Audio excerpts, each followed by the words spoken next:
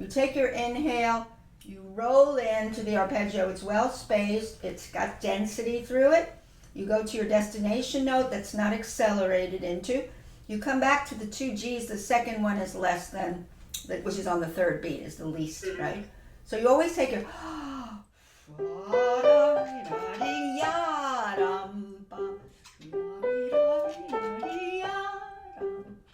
that's the point. Also, the left hand has to talk back to the right in a conversation, right? The overlapping counterpoint. Show me what you're doing in measure 2 in the left hand. You could start measure 1. It's fine. Yeah, I don't think you held this long enough. 1 and 2 and 3 and oh.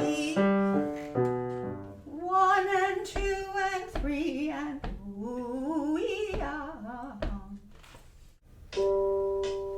That's it. Echo.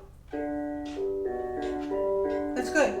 That's excellent. Okay, now integrate the two hands and talk back and forth with that arpeggio that goes up and down. You know what I'm talking about? That start. No. You have to start with the breath out because it sounds like it's just coming from nowhere suddenly. You always have to prepare your first note, right? Just rolling in, arpeggio, roll in. Take your inhale. Perfect.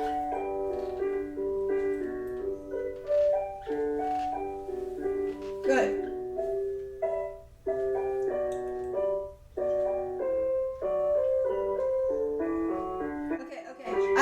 I think these have dots on them and they're going to be similar. Remember you went T, yum, ba.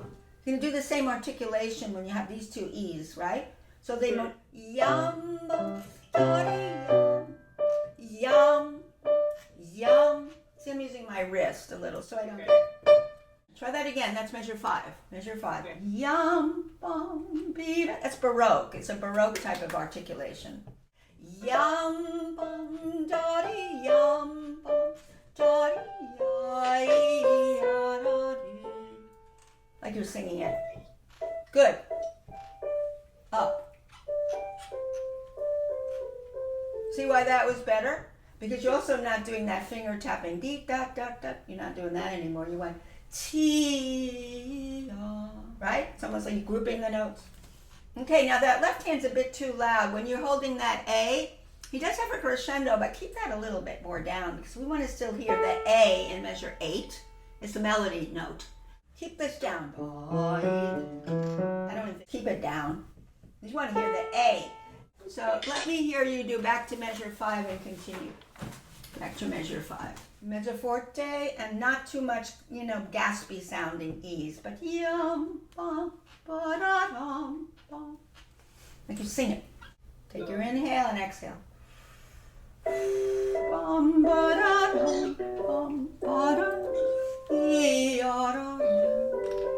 don't let this go fast. Don't let it get gobbled up. That's it.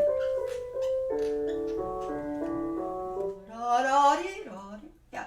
And obviously that first G, you're not going to smack it down, right? Because it starts under the arpeggio and it's also from a dominant, right? So you have to start less and then go into the key. Right? When you cross over from a dominant, you have to dip and then go forward to the forte. You got to be careful. So you don't want to box 2/8 to each quarter. You want to go right across, even though you're going go right across that. Go right across. Yeah, this is too loud. It's drawing too much attention. Nobody wants to hear a bass line suddenly there. It's insignificant. It's just a dominant. This should, yeah, I don't, maybe I used to do it, but I won't do it anymore. Because this is, no crescendo in the left hand, no. I want to still hear this resonating. That's a melody note. And you know what? I would bring everything up a little because this is going to die and decay very fast, right?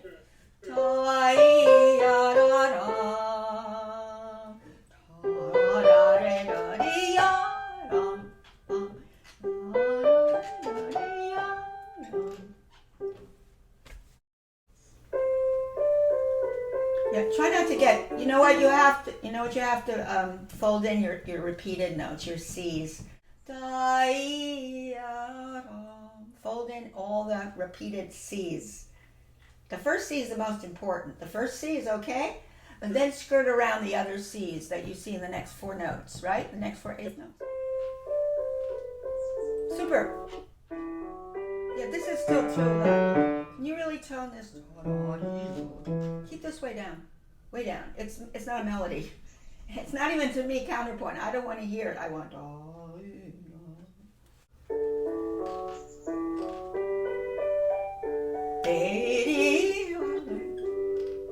go to. Good.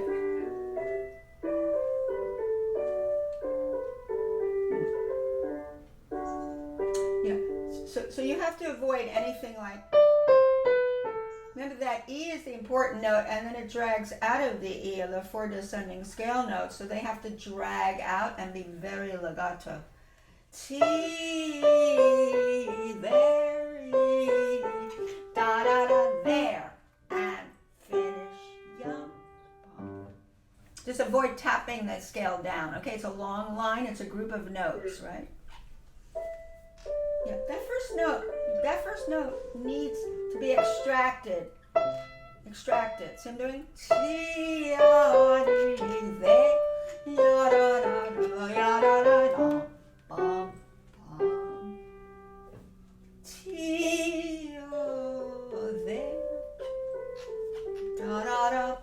directional. So you have to be very directional and know what is the, what is the melodic thread that you want to bring out, right?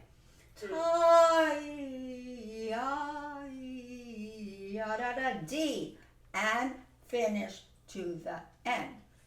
So measure 15 is a 2 chord. 5, 1. This is the 2 chord. It's the A minor chord of G major. It's the 2 chord. It's called the supertonic. Dominant, more important is the dominant, and resolve. The 2 chords are springboard into the dominant. Da da da, there, ba. The thing about music is you also have to know the harmonic scheme to help you phrase it. The harmonic scheme helps you know you're going to the dominant. You're not going to land hard on that 2 chord. That triplet is going to the second beat. The springboard is the triplet into the second beat. Because everybody thinks because you have a downbeat that you accent a downbeat all the time. It doesn't work that way always. A lot of times it does not. In this case, it does not work that way.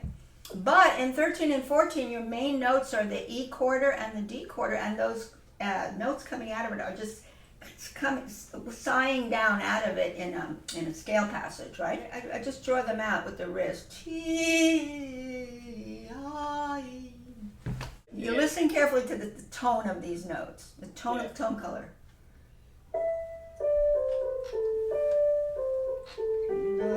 Bum, bum.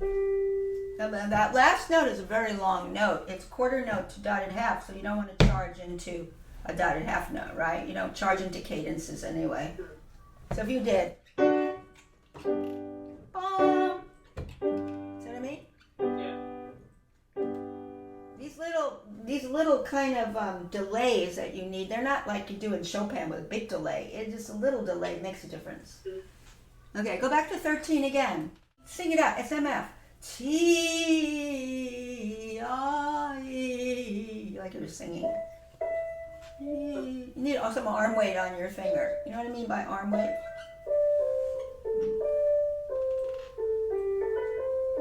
If you did this slowly, you would do this. Drag to the D, right, and actually, if you really want to play beautifully, you would say that measure 14 is a sequence down a step, right, for measure 13? Yeah. Is it a sequence? It means you take an idea. I either go up a step and bring it down, or up a skip, but you do the same intervals, the same notes, but you're at a different step level of them, right? So here, I'm saying this, now I'm going down a step to D, right? That's called a sequence. Now, it's a sequence by one step down. Now, musically, what I would tend to do if I have a step down, I lift it up a little, but it's so close together, I might not. But I might give more arm weight. See, it went a little bit down.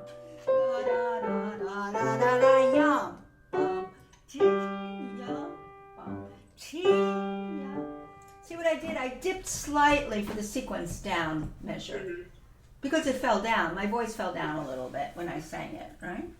You could get away with not doing a sequence down as long as you have that nice shape that I showed you. But I would do it a hairbreadth down.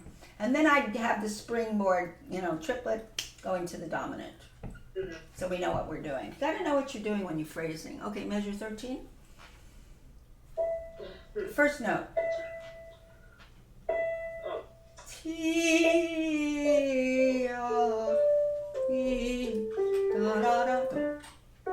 Yeah, I'd be careful of. I don't think I see a staccato. I mean, this is somebody's addition. I don't know what the text is. I do have staccato there. Yeah, this addition, he doesn't have a staccato. I don't think I would do staccato there. I'd probably go more this. See? Press lift. Dum, bum, yeah. I don't, because it's different than T, bum. Those aren't real staccato either, but this is even more press lift at the end. Ya-da-da. That's enough. See? That's enough. Bum, bum, bum. Ya-da-da, bum, bum, yeah, but triplets are like taking a quarter note and stretching them a little bit, stretching the quarter. Don't let it crowd the triplet. The triplet is yada, yada, yada. Look at the wrist. Yada, yada, yada. Gotta use your wrist for that. Can't do tappy fingers. It's a rolled group of 3. Rolled steps, rolled steps. Yeah, yeah, yeah. Whoop, a little bit crowded. Let's do this a few times. Yeah, yeah, yeah, yeah, yeah. Now you're going to do that, link that over to the D. Ooh, getting crowded, the triplet. Use your wrist. Are you using 3, 4? Wait, are you using 3, 4, 5? Because I use 3, 4, 5. No, I'm using 2, 3, 4. Use 3, 4, 5. 3, 4, 5 is what I use. Because look, I'll use 2, 3, no, use 3, 4, 5. You know why? 3, 4, 5 is better when you get here. See? It narrows the gap. If you have 4, see, I would use 3, 4, 5 because of this. It comes later. It's right at the 7th. This is a minor 7th. It's very convenient. It feels the spacing is very comfortable. That's why I use 3, 4, 5. Use 3, 4, 5. Sounds better already. You really have to stretch your triplets. You know what you could do every day to stretch your triplet? Do something like this.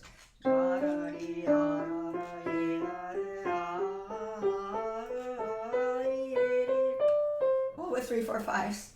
Do a scale. Seriously, do a scale with 3, 4, 5 on every degree of the C major scale, and do that motion like I showed you. And then enlist your wrist. Okay, show me that measure again. 2 measures from the end with the triplet. Yeah. Almost everybody plays triplets crowded together. They have to get the rhythmics of a triplet, the color.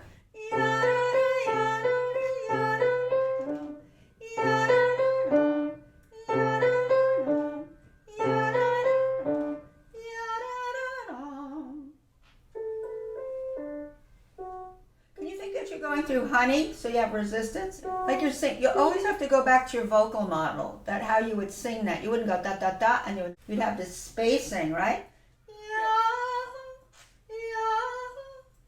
Let's do it again. That's better. That was better, but guess what? Your next 2 beats are divided by 2/8 to the quarter. No more triplets are underneath those quarters, right? You got to be careful what their value is. So this would be triplet 2 and 3 and 1 and 2, right? The triplet's just on the first beat. Triplet 2 and 3 and 1 and 2 and 3 and.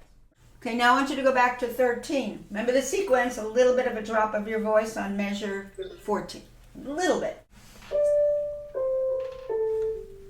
That's better. Whoops.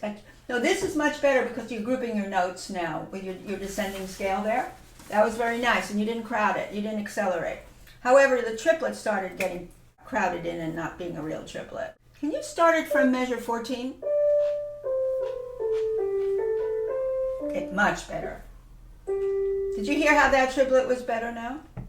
It was spaced. It was a proper spacing of a triplet, a real triplet when you're counting. So I always practice slowly. 2 and 3, delay, and 2 and 3 and. Right, go slower and hear it stretched out more. Show me very slowly the last 2 measures there with the triplet. If you use a metronome, you'll realize when you're crowding a triplet. Even though it may not give you the color, it gives you the space for the triplet. Let's go to the second page. Okay. Okay, I want you to read for me the right hand. Now you see that on the second page of lots of eighth notes. They could get very tappy. And you don't want tappy sounding music. You want to have a direction of your phrase, right? It says mezzo forte. I agree, but I wouldn't start with a pokey first note, right? Because there's a little scale, G, A, B. That's just going into E minor, by the way. Do you notice the D sharp? Yeah. Okay. So I would start a little under it, but I would roll up to the B like. Can I do it?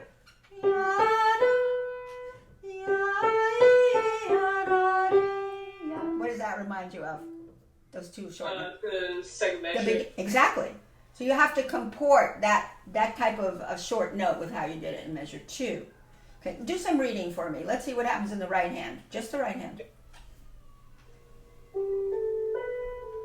Yeah. Now when I said go to the B, you don't want an accent. You just want to roll around. You know how you roll around a note?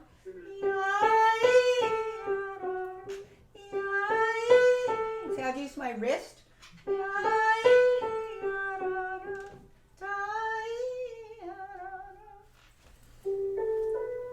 Right. That was good.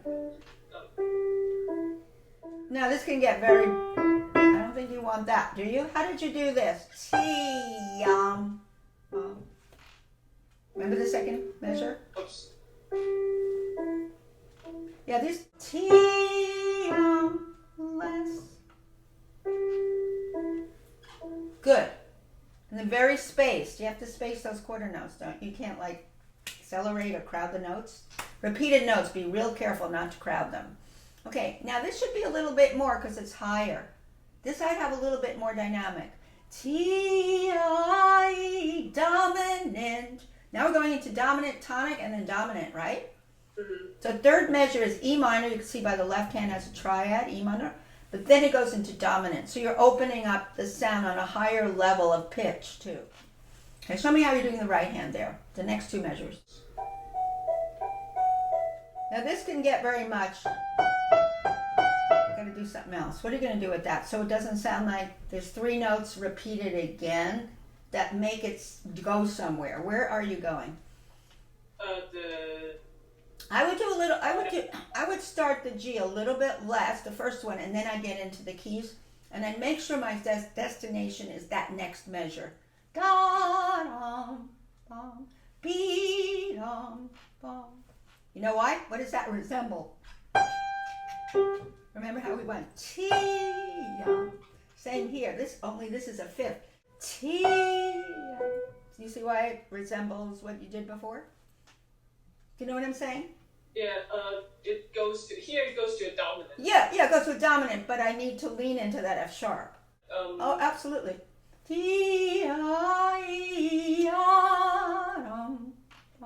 I was making the analogy of the beginning. It doesn't matter, harmonically, the beginning still went to that high G. Remember I told you to roll the first measure up to the high G? Now I'm telling you to roll the third measure to the fourth measure's F sharp. So there's an analogy there. It's not harmonic analogy, but it's directional analogy. Okay, show me how you're going to do measure 19. Good. We're going to go a little slower, as if you do this. I'm not going to do the left hand.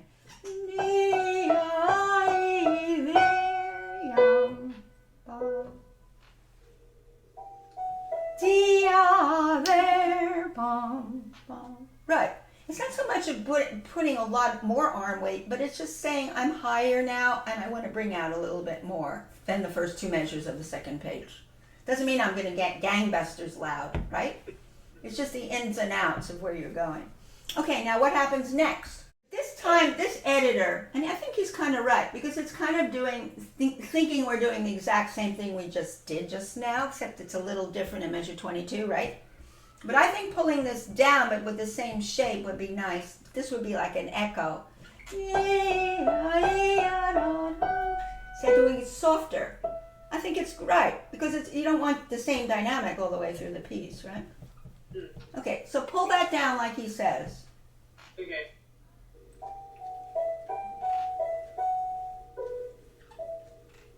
Okay, excellent. Now what happens here? The same idea you had with the triplet on the first page at the end, right?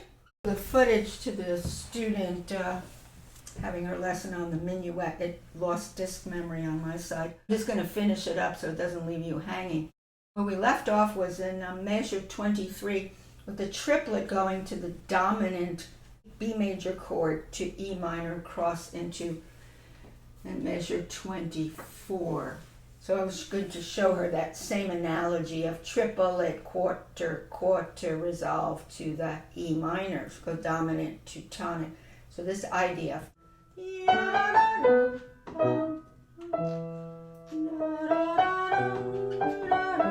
falls down there. Now this right hand, the left hand now has this broken thirds and broken fourths, so they have to be in the background. They're very harmonic. It's not so much counterpoint here, it's just harmonic broken thirds and fourths. And the right hand really picks up T, more,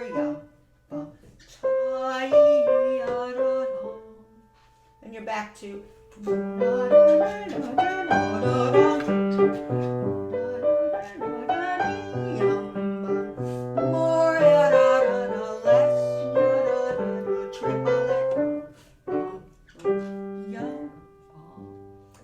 pretty much what we had gone over in the bulk of the lesson was